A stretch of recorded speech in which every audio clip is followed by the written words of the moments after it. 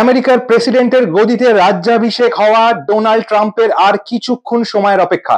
সেই Donald Trump আমেরিকার প্রেসিডেন্টের গদিতে বসার আগেই মোহাম্মদ ইউনূসকে খোলা চ্যালেঞ্জ জানিয়ে দিয়েছেন। তিনি বলে দিয়েছেন তিনি প্রেসিডেন্টের গদিতে বসার পরে বাংলাদেশে যে অন্তর্বর্তী সরকার নামে যে সরকার চলছে আর যার মাথায় বসে আছে মোহাম্মদ ইউনূস, তার প্রতি তিনি কড়া পদক্ষেপ নেবেন। ট্রাম্পের ইউনূসের প্রতি কড়া পদক্ষেপের কারণ কি সেটাই আপনাদের সামনে তুলে ধরবো বিদেশ বার্তা টিভি মিডিয়ায় আমি পিনাকি। ট্রাম্প কিছু পয়েন্ট বলেছেন, যে পয়েন্টগুলো আপনারাও নোট ডাউন করে নেবেন। যে সব কারণে ট্রাম্প ইউনূসের এগেনস্টে অ্যাকশন নেওয়া শুরু করবেন ক্ষমতায় বসার পরেই। তার প্রধান কিছু কারণ হচ্ছে, ট্রাম্প মনে করেন বাংলাদেশে বর্তমানে যে সরকার চলছে সেই সরকার অসাংবিধানিক সরকার। সেই সরকার সংবিধান মেনে চলছে না, কারণ সেই সরকার কোনো ভোটে জিতে আসেনি। ইউনূস শেখ হাসিনা দেশ ছেড়ে চলে যাওয়ার পরে সেই সুযোগে একটা ক্ষমতা দখল করে নিয়েছে, যেটা ট্রাম্প ভালো চোখে দেখছে না। এই ভালো চোখে না দেখার ফল ইউনূস এই বাংলাদেশের গদি পাওয়ার পেছনে যাদের মেন হাত ছিল সেটা হচ্ছে আমেরিকার ডেমোক্র্যাট দলের জো বাইডেনের হাত ছিল এর পেছনে। জো বাইডেনের কলকাঠি নাড়াতেই ইউনূস বাংলাদেশের ক্ষমতা হাতে পেয়েছেন, যেটা ট্রাম্প ভালো চোখে দেখছে না, কারণ ডেমোক্র্যাটরা রিপাবলিকানদের ঘোর শত্রু, চরম শত্রু একটা দলের সমর্থনে ইউনূস এই যে ক্ষমতায় বসছে বাংলাদেশের, সেটা ট্রাম্প এমনিতেও কখনো মেনে নিতে পারবে না। কিন্তু এছাড়াও ডেমোক্র্যাটদের সাথে এই ট্রাম্প আর রিপাবলিকানদের এই যে বিরোধিতা, এছাড়াও ট্রাম্পের একটা ব্যক্তিগত শত্রুতা আছে ইউনূসের প্রতি, কারণ ইউনূস বারংবার প্রকাশ্যে বলেছেন তিনি ট্রাম্পের বিরোধী, তিনি ডেমোক্র্যাটদের সমর্থক। তিনি হিলারি ক্লিনটনের হয়ে ভোট প্রচারে অংশগ্রহণ করেছিলেন, হিলারি ক্লিনটনকে 2016 সালে ভোটে জেতানোর জন্য আহ্বান জানিয়েছিলেন এবং তাকে তহবিলে ইউনূস অনেক টাকা দিয়েছিলেন 2016 সালে ভোটে, যাতে ট্রাম্প পরাজিত হয় হিলারি ক্লিনটনের কাছে। কিন্তু সেই হিলারি ক্লিনটনকে হারিয়ে ট্রাম্প যখন জয়লাভ করে, তখনই ট্রাম্প সবাইয়ের সামনে চোখে আঙুল দিয়ে দেখিয়ে দিয়েছিল যে সে ইউনূসকে ভালো চোখে দেখে না। তাই ইউনূসের বাংলাদেশের ক্ষমতায় বসা ট্রাম্পের সহ্য হচ্ছে না, ট্রাম্পের দু চক্ষের বিষয় উঠেছে। তাই জন্য ট্রাম্প ঠিক করে নিয়েছেন ক্ষমতায় এলেই ইউনূসকে বাংলাদেশের ক্ষমতা থেকে ক্ষমতাচ্যুত করবেন। তার কিছু কিছু নমুনা আমরা এর আগেই দেখতে পাচ্ছি, যে জো বাইডেন সরকার যে যে পদক্ষেপ তার শাসনকালে নিয়েছিল, ট্রাম্প ক্ষমতায় আসার পরে সেই সব কটাকে ধূলিসাৎ করে দেবে তার নমুনা তিনি আগেই দিয়ে দিচ্ছেন। যেমন হচ্ছে ইউক্রেন রাশিয়া যুদ্ধ তৈরি হয়েছিল, শুরু হওয়ার মেন কারণ হচ্ছে জো বাইডেনের মস্তিষ্ক প্রসূত, ডেমোক্র্যাট দলের মস্তিষ্ক প্রসূত। কারণ ডেমোক্র্যাটরা চেয়েছিল যে ইউক্রেনে ন্যাটো অন্তর্ভুক্তি ঘটাবে, ইউক্রেনকে ন্যাটো অন্তর্ভুক্তি দেশের মধ্যে নিয়ে আসবে, যাতে তারা রাশিয়ার ঘাড়ে তারা নজর রাখতে পারে। কিন্তু এই রাশিয়া এটা ভালো চোখে দেখেনি, কারণ আমেরিকা যদি ন্যাটো অন্তর্ভুক্ত দেশের মধ্যে ইউক্রেনকে ঢুকিয়ে দেয়, তাহলে রাশিয়ার ঘাড়ের কাছে নিঃশ্বাস ফেলবে আমেরিকা। এটাই চেয়েছিলেন জো বাইডেন। তাই ন্যাটোর আন্ডারে ইউক্রেন ঢুকে যাবে, এটা বলার পর থেকেই রাশিয়া ইউক্রেনের এগেনস্টে হামলা শুরু করে দেয় এবং সেখান থেকে একটা ভয়াবহ যুদ্ধের আকার ধারণ করে। সেই যুদ্ধ এখনো থামার নাম নেই, কিন্তু সেই যুদ্ধ থামিয়ে দেবে বলেছেন ডোনাল্ড ট্রাম্প। তার কথা মতো একটা প্রধান তথ্য উঠে আসছে যে তিনি প্রকাশ্যে বলেছিলেন যে আমাদের রাশিয়ার প্রেসিডেন্ট পুতিন তার খুব ভালো বন্ধু, তাই পুতিনের সাথে আলোচনা করে তিনি এই যুদ্ধ শেষ করতে পারবেন, এই যুদ্ধ বিরোধী ঘোষণা করতে পারবেন, কারণ পুতিন ট্রাম্পের কথা শুনবে। এবং ট্রাম্প মনে করেন যে এই যে বাইরের দেশের বিভিন্ন যুদ্ধ, সেই যুদ্ধে আমেরিকা কেন মাথা গলায় ট্রাম্পের মাথায় ঢোকে না। ট্রাম্প বলেছে বাইরের দেশে বিভিন্ন যুদ্ধ লাগিয়ে সেখানে আমেরিকা মাথা গলিয়ে বসে থাকবে, এবং সেই মাথা গলিয়ে বসে থাকার জন্য আমেরিকার বিভিন্ন সামরিক সরঞ্জাম দিয়ে সামরিক খাতে বিভিন্ন অর্থ সাহায্য সেসব দেশকে করতে হবে। এই সব জিনিস ট্রাম্প প্রশাসনে আর ঘটবে না।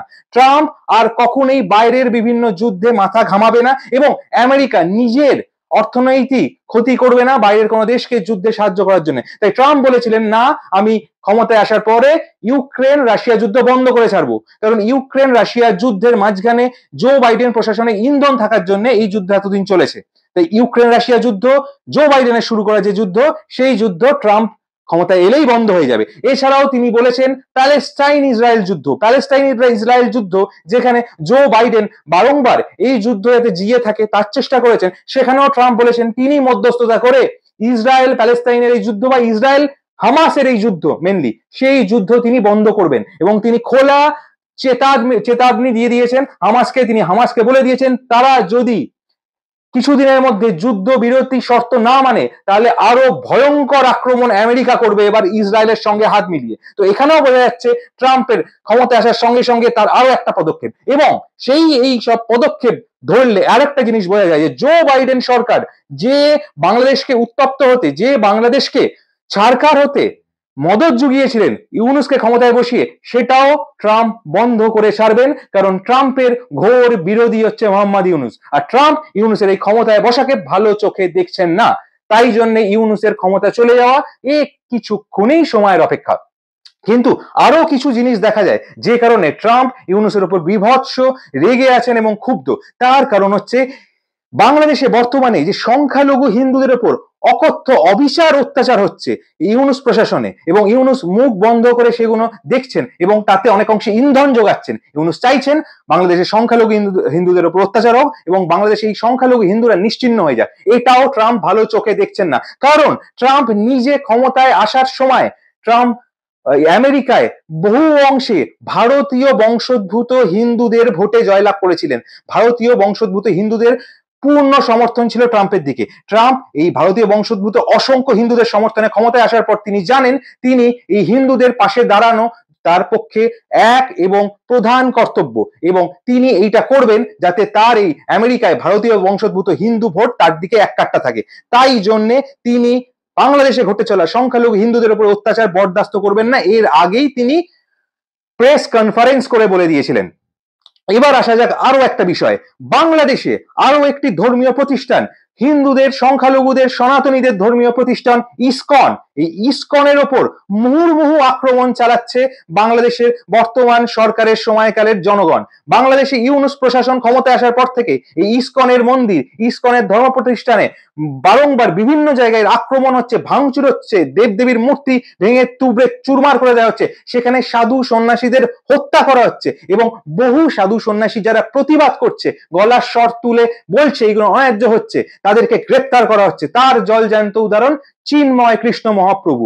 তিনি এই যে হিন্দুদের উপর হওয়া অত্যাচার, সনাতনীদের হওয়া উপর অত্যাচার এবং ইসকনের উপর এসে আসা এই অত্যাচারের বিরুদ্ধে যখন গলা তুলে স্বর তুলেছিলেন এবং হিন্দুদের এক কাট্টা করে বলেছিলেন এই অবিচারের বিরুদ্ধে প্রতিবাদ করতে, তখন এই চিন্ময় কৃষ্ণ মহাপ্রভুকে মিথ্যা মামলা দিয়ে জেল খাটানো হচ্ছে। এটাও ট্রাম্প ভালো চোখে দেখছেন না, কারণ এই ইসকন বলে এই প্রতিষ্ঠানটি কিন্তু আমেরিকায় প্রথম তৈরি হয়েছিল। আমেরিকায় বেশ করা একটা প্রতিষ্ঠান যেটা পৃথিবীর বিভিন্ন প্রান্তে আছে এবং যেখানের ভক্ত সংখ্যা অসংখ্য। আমেরিকার বহু আমেরিকার নিবাসী সেখানকার নাগরিকরা ইসকনের ভক্ত, ইসকনের সদস্য। তাই ইসকনের প্রতি হামলা আমেরিকার সাধারণ জনগণও মেনে নিতে পারছে না, এবং সেই জন্য ট্রাম্পের ওপর চাপ বাড়ছে যে ইসকনের ওপর অত্যাচার যাতে বন্ধ হয়। এবং ট্রাম্প জানেন আমেরিকার এই যে বহু অংশের মানুষ যারা ইসকনের সমর্থক, ইসকনের সদস্য, তাদের মনে একটা আঘাত লাগছে ইসকনের উপর এই আক্রমণ। তাই তিনি তৎক্ষণাৎ বলে দিয়েছেন যে বাংলাদেশে এই সংখ্যালঘু বৌদ্ধ, খ্রিস্টান, হিন্দুদের উপর অত্যাচার, তাদের ধর্ম প্রতিষ্ঠানের উপর এরকম অত্যাচার, ভাঙচুর তিনি বরদাস্ত করবেন না, মানবেন না। তার ক্ষমতায় আসার পরে এই সব কিছুর তিনি বিচার করবেন এবং এর প্রতি তিনি কঠোর ব্যবস্থা নেবেন। এরপরও আসা যাক আরো একটা বিষয়, এই যে বাংলাদেশে হাসিনা সরকার চলে যাওয়ার পরে ইউনূস সরকার যেই ক্ষমতা নিল, তারপরে ইউনূস বিশ্ব ব্যাংক থেকে বিপুল পরিমাণে অর্থ ধার নিচ্ছেন। এই যে ঋণের পরিমাণ বহু অংশে এতটাই বেশি যে শেখ হাসিনা যে 15 বছর ক্ষমতায় ছিল, তিনি এই 15 বছর বাংলাদেশের ক্ষমতায় থাকার পরে বাংলাদেশের উন্নতির জন্য বিশ্ব ব্যাংক থেকে যে ধার করেছিলেন, তিনি ধার করেছিলেন তার ধারের পরিমাণ 3.7 বিলিয়ন মার্কিন ডলার।